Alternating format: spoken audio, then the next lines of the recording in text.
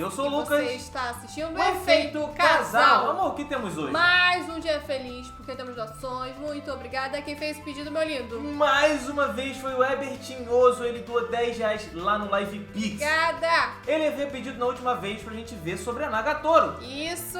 Ele complementou o pedido dele pedindo o lado do Senpai, Psicologia de Iginara. Eu não sei falar esse nome não, velho. É da Nagatoro lá, o nome da Nagatoro. De qual canal, amor? É do canal Psicologia 2 Animes. Canal top esse daí, né não, amor? Com certeza. E se você quer um react patrocinado também, assim como o Ebert, é só você ir na descrição. Lá tem valor, tempo, tempo, valor, valor, tempo, tempo, valor. Né, amor? Exatamente, mas antes de iniciar já deixa o seu like, se inscreva aí nesse canal e ative esse sininho e bora reagir conosco. Bora! Lê isso daí. Não podemos impedir que os pássaros voem sobre nossas cabeças, mas podemos impedir que eles façam ninhos sobre elas. Exatamente. Caraca, ó, verdade. Martinho Lutero.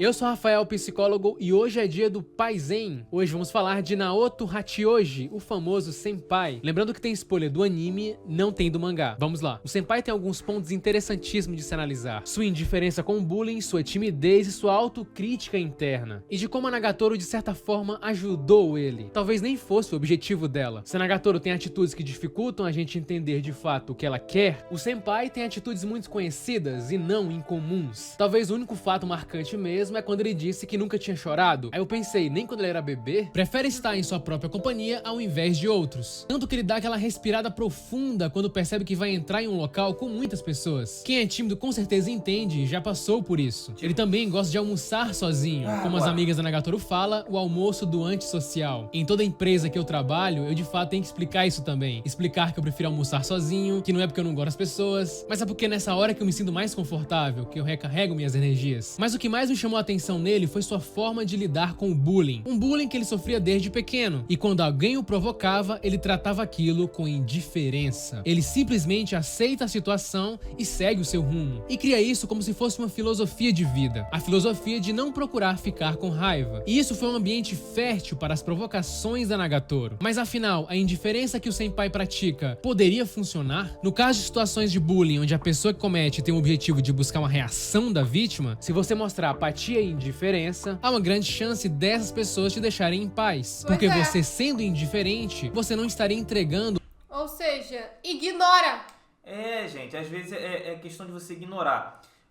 Quando você dá corda, quando você aceita a provocação, você instiga aquela pessoa a provocar mais, porque é aquilo que tá fazendo a pessoa se sentir bem. As pessoas têm bem, às vezes, em provocar os outros. Então, cara, sei lá. É só você não deixar a pessoa entrar na sua mente. entrar na sua mente. Você que tem que entrar na mente dela. Ou seja, ignore. O que de fato elas querem, a sua reação. E isso pode Exatamente. É assim que fazemos com determinados comentários. É.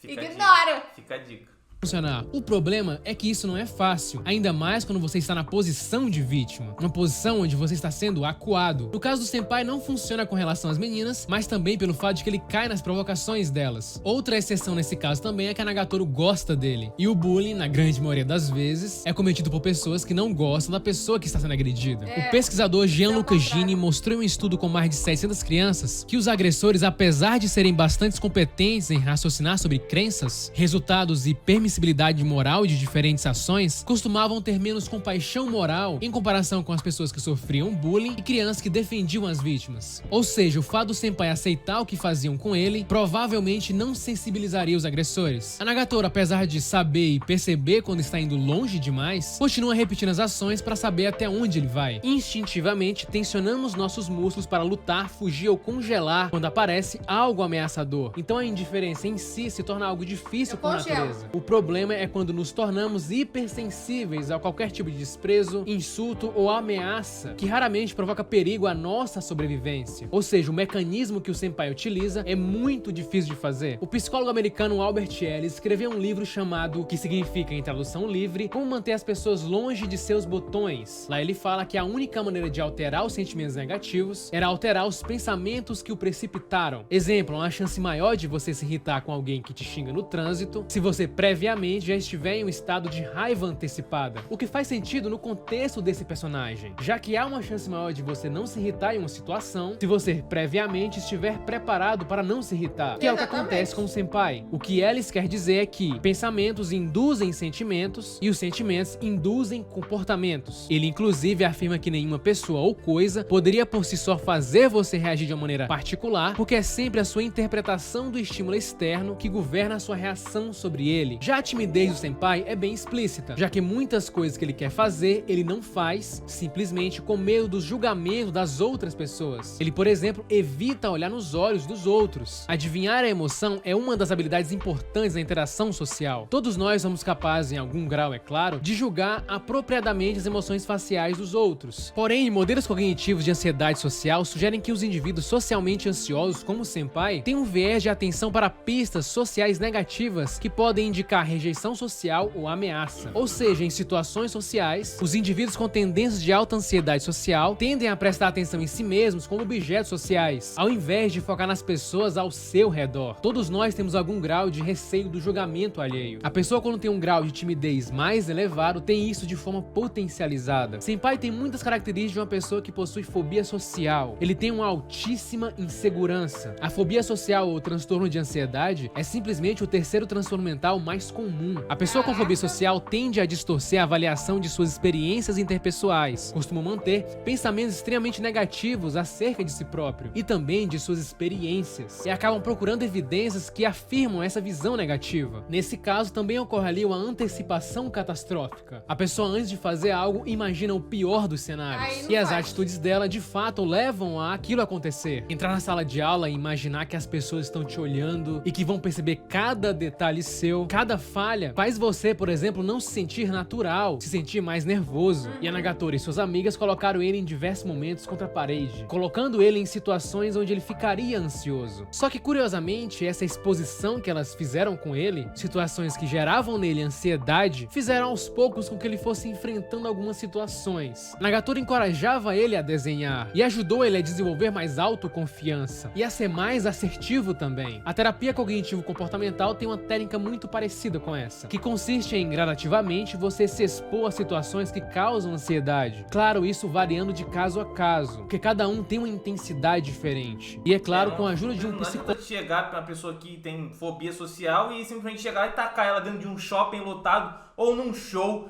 Mano, não dá, tem que ser gradativo. Que vai ajudar você a treinar habilidades para lidar com isso. Se teve algo bom que a Nagatoro fez por ele, foi fazer o senpai ter uma percepção melhor sobre si mesmo, que ajudou um pouco ele a diminuir a sua ansiedade social e a entender que ele é muito bom no que faz. Afinal, ele é um artista exemplar, só que não acreditava muito nisso. Isso é uma coisa que acontece muito com vítimas de bullying, que acabam se culpando por situações e a desenvolver crenças disfuncionais, como acreditar que nada que a pessoa faz é de fato bom. Nagatoro ajudou o senpai a ter mais atitude. Senpai foi assertivo em tirar a Nagatoro de algumas situações. É como se Senpai passasse a administrar aquela crítica interna que todos nós temos. Uma autocrítica voltada para o autodesenvolvimento e não para a autodegradação. Pode sim ser um fator positivo. E talvez isso fez o Senpai ser tão bom em desenhar. Até porque esse crítico interno que todos nós temos, em algum nível, é claro, também pode ser o nosso maior professor. Curta, se inscreva, compartilhe. É apenas o começo. Canal bom, tá maluco? Esse canal, pra mim, ele é muito bom e interessante, porque quando a gente fala de psicologia, a gente pensa no quê? Na psicologia para os seres humanos, para, né, uma pessoa que está precisando de uma terapia ou algo do tipo.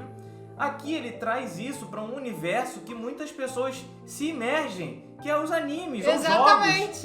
Entendeu? E tipo assim, por que aquele personagem é desse jeito? Ele o escritor, ele tinha um objetivo quando colocou aquela personalidade naquele personagem, lembra? Então, é por isso que eu gosto desse canal. Porque ele faz a gente entender coisas que a gente se pergunta. Aqui a gente sempre bate na mesma tecla. Por que a Nagatoro faz isso?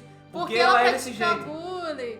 Por que ele é assim tão quietinho? Porque ele aceita isso. Exatamente. Né? E ele, a gente viu que ele tinha uma fobia social, ele não conseguia se relacionar bem com as pessoas, sofria aquele bullying pela Nagatoro. Só que no fundo aí, através do bullying, eles começaram a se apegar um ao outro, ele foi se soltando lá, fazendo os desenhos dele do mangá.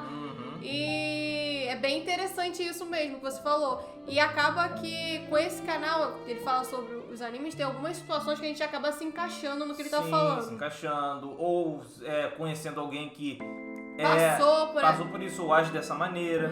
É muito interessante, gostei.